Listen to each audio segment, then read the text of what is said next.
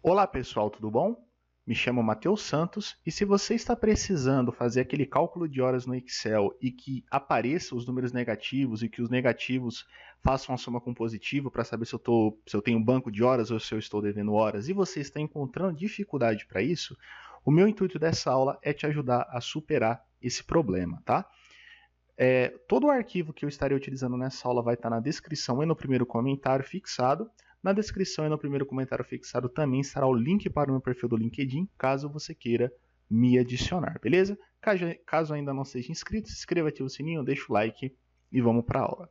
Então vamos lá, você está precisando aí fazer uma hora menos a outra, independente se você vai para qual setor você vai utilizar isso, e você quer que apareça tanto as horas positivas quanto as horas negativas, e também, dependendo da sua necessidade, somar uma pela outra, para saber se eu estou devendo, se eu estou no 0 a 0, se eu tenho uma hora sobrando, tá?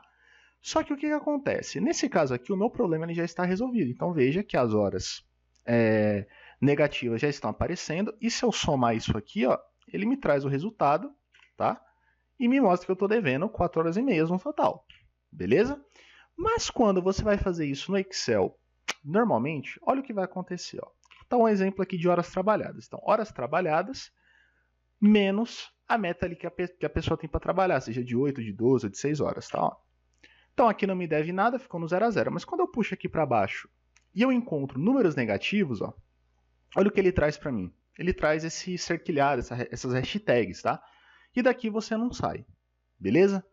Como que eu resolvo isso? Uma maneira muito prática de você resolver isso é alterar, né, a data inicial do Excel para o ano de 1904. O que acontece? A data, tá, nada mais é do que um número que tem ali por debaixo dela, que quando você transforma em data, ele toma, né, essa forma, beleza? E a data inicial do Excel é 1 de 1 de 1904. Desculpa, 1 de 1 de 1900. Só que eu posso mudar para 1 de 1 de 1904. Só que qual que é o problema disso? Se eu mudar agora para 1904, todas essas datas aqui referente a 2020 vão saltar para 2024, correto? Só que tem uma maneira bem tranquila da gente resolver isso e conseguir obter aquele benefício dele me mostrar a hora negativa aqui. Então vamos lá primeiro para você ver o que vai acontecer quando eu alterar esse formato para 1904. Como é que eu mudo isso?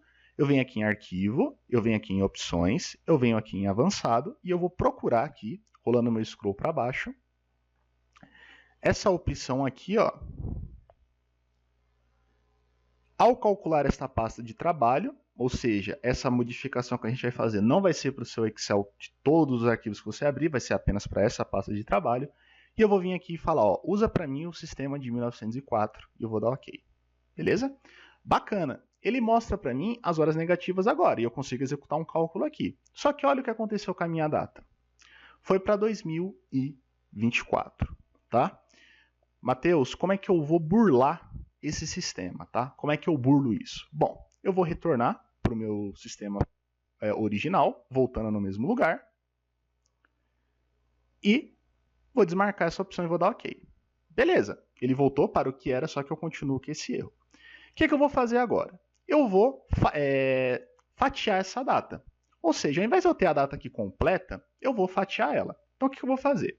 Vou vir aqui na primeira linha e vou digitar igual dia. Dia é uma função, tá? E ele vai me pedir o número de série, que no caso é a minha data. Ou seja, ele vai retirar apenas o dia da minha data. E aqui eu vou dar Enter. Beleza. Vou utilizar a função mês. Mês.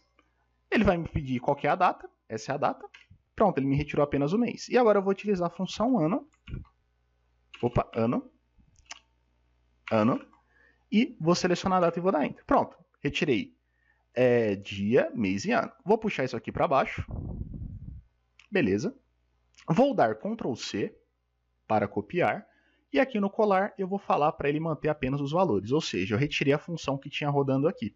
E agora eu tenho apenas os valores separadamente. O que eu vou fazer agora? Vou fazer aquela modificação para 1904. Arquivo, opções, avançado, vou lá no mesmo lugar, desço, que é aqui ao calcular essa pasta de trabalho e usar o sistema de 1904. Ok. Ele alterou a minha data. tá? O que eu vou fazer agora? Eu vou deletar essa data. Deletei. Já tenho aqui as minhas horas negativas, tá certo? E o que eu vou fazer agora? Igual data, tá? Então tem uma função chamada data. O que essa função chamada data ela vai te pedir? Um ano, um mês e um dia que você separou. Então eu tenho aqui o ano, ponto e vírgula, eu tenho aqui o mês, ponto e vírgula, eu tenho aqui o dia. E eu pego e puxo isso aqui para baixo, tá?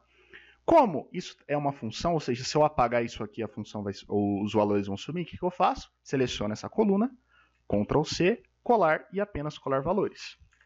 Beleza? Prontinho, pessoal. A partir desse momento, tá? Eu tenho aqui a data correta daquele acontecimento e eu tenho aqui também as horas, seja elas zeradas, ou seja, o que era planejado foi executado, seja ela ali, por exemplo, um banco de horas ou hora extras, chame como queira aí, de acordo com a sua necessidade, e eu também tenho horas negativas. E se eu precisar somar isso aqui, eu consigo somar tranquilamente, tá? Só que qual que é a outra dica que eu vou dar para vocês? Você pode transformar isso aqui em tabela. Não é tabela dinâmica, é tabela. Minha tabela tem cabeçalhos, pronto, virou uma tabela. Agora eu insiro, por exemplo, uma tabela dinâmica na nova planilha. E o que eu posso fazer aqui? Eu posso fazer, por exemplo, por setor. Tá? E eu coloco aqui, ó, hora extra em valores. Tá? Ele está como contagem, vou dar botão de, vou clicar nele, configurações do campo de valor e vou colocar como soma, tá? Ele não está entendendo o que está acontecendo aqui porque eu não coloquei no formato de hora. Seleciono tudo, esses valores, venho aqui em número, clica aqui nessa setinha, ó, venho aqui em hora e seleciono esse formato 37, 2.30, 2.55 para ele conseguir somar mais que 24 horas, tá? E eu vou dar OK. Então, o que aqui está me mostrando, ó? O setor comercial está me devendo 12 horas, o financeiro tem 1 hora de banco de horas, a produção tem 3 horas de banco de horas, o RH está me devendo 2 horas. No total, eu estou devendo menos 10, tá? Mas eu consigo ver aqui, opa, acabei dando 2 cliques sem querer, eu consigo ver individualmente, tanto por setor como aqui no meu acumulado, tá? Eu posso representar, por exemplo, isso aqui num gráfico, sem o menor problema, tá? E também, caso eu queira, tá? Ao invés de utilizar o setor, eu posso usar, por exemplo, o funcionário. Beleza? Então, ó, o Thiago não me deve nada. A Silvia aqui está com 6 horas, então posso, sei lá, dar uma folga para ela. O Pedro está me devendo 5. O Paulo está me devendo 1. E por aí vai, tá, pessoal? E, posteriormente, tá, pessoal? Caso eu queira alimentar isso aqui, é bem simples. É só você retirar lá o relatório do seu sistema, por exemplo, fazer aquele sistema de separar as datas, certo? Trazer aqui para dentro essas datas separadas, juntar, colar aqui, colar o restante das informações, clicar nessa tabela, vir aqui em Design, atualizar e atualizar tudo. E aí a sua tabela dinâmica e os seus gráficos estarão atualizados. Isso, claro, se você precisar de gráficos, porque às vezes apenas um número aqui, se está maior, ou se está negativo, ou se está zerado, já lhe interessa, tá? Então, essa é uma maneira que eu acho muito prática de trabalhar com as horas negativas. Você só tem que tomar atenção naquele truque de separar o dia, o mês e o ano, e depois juntar tudo para que você tenha ali a data correta, tá? E por que é interessante ter a data correta? Porque lá na sua tabela dinâmica, por exemplo, eu posso vir aqui e fazer o seguinte, ó. Posso utilizar aqui a função mês, por exemplo, para retirar apenas o mês da data, tá? Ó. Então ele me mostra aqui, vou chamar isso aqui de mês, né? Mês. Então, ó, mês 11 e mês 12. Tá? A gente pode mudar isso aqui para o nome depois, mas é só uma demonstração. Se eu atualizo isso aqui, ó, o que acontece?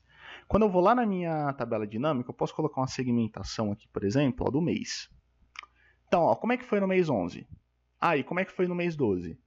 Mês 11, mês 12. Ah, e se eu juntar os dois, ou seja, meu acumulado do mês 11 e do mês 12, tá? Isso também, claro, você pode juntar com o gráfico, como eu demonstrei, o gráfico também ficará dinâmico, por isso o nome gráfico dinâmico, tá? Por isso a importância de você ter essa data aqui e não apenas o nome dos funcionários ou do setor, porque você pode fazer uma análise por dia, análise por mês e análise por ano, beleza? E o melhor de tudo, a partir do momento que você vai inserindo as informações aqui abaixo e atualizando, você vai ter isso constante aí até o momento que você achar que não deve ter mais esse tipo de informação como indicador. Beleza? Agradeço imensamente a quem acompanhou a aula até aqui. Muito obrigado por tudo, espero que você tenha gostado. Se possível, deixa o like, se inscreva no canal e ative o sininho. Tchau, tchau.